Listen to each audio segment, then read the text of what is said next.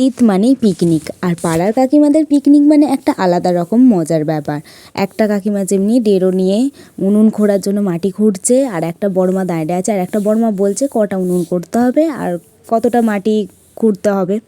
আর অপর দিকে চলছে কটা কুটাকুটি বাটাবাটি করে রাখতে হবে যাতে তাড়াতাড়ি রান্নাটা হয়। উনুন করা প্রায় হয়েই গেছে, 2টো উনুন করা হয়ে গেছে। এবার উনুনগুলোতে এবার ন্যাপ দেওয়া হচ্ছে, হাঁড়ি বসেও গেছে মোটামুটি। এবার সব কিছু জোগাড় করে রান্না চাপাবে। আর এদিকে কুটনো কাটা হয়ে গেছে, ধুয়ে সব রেখে দেওয়া হয়ে গেছে, আলু টমেটো বেগুন যেমনি শাকের সমস্ত কিছুই হয়ে গেছে।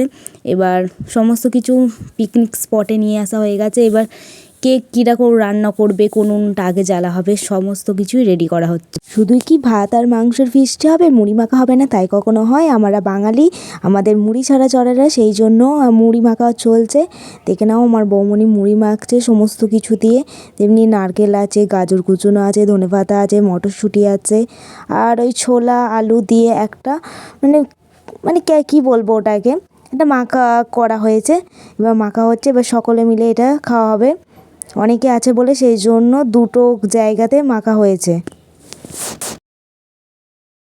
শীতকালে ফিস্টি হচ্ছে, চা কফি হবে না তাই কখনো হয়, সেই জন্য কফি তৈরি করতে শুরু করে দিলাম। আমাদের কফির পরিমাণটা একটু অল্পই ছিল, ভেবেছিলাম যে কয়েকজন মিলে খাবো, কিন্তু সংখ্যা বেড়ে গেছে, সেই জন্য অল্প করেই হলো। 2টো কফিতে আর যেটুকুনি হয়। দেখো আমরা কফি খাচ্ছি সকলে মিলে। যে এখন খুন্তি নাচে সে হচ্ছে আমাদের সবাইকার বড় মা। সে এখন চাটনি করবে, আর তাকে সাহায্য করছে আমার বৌমনি। বড়মা এখন খুন্তি নাড়ছে, বৌমনি টমেটম দিচ্ছে। আর এক বৌদি সে এখন এসেছে চাটনিটা করতে। আর আমার কাকিমা ফ্ল্যাক্স নিয়ে দেখাচ্ছে, দেখো এই কফি খেয়ে এলাম, কফিটা ভালো হয়েছে।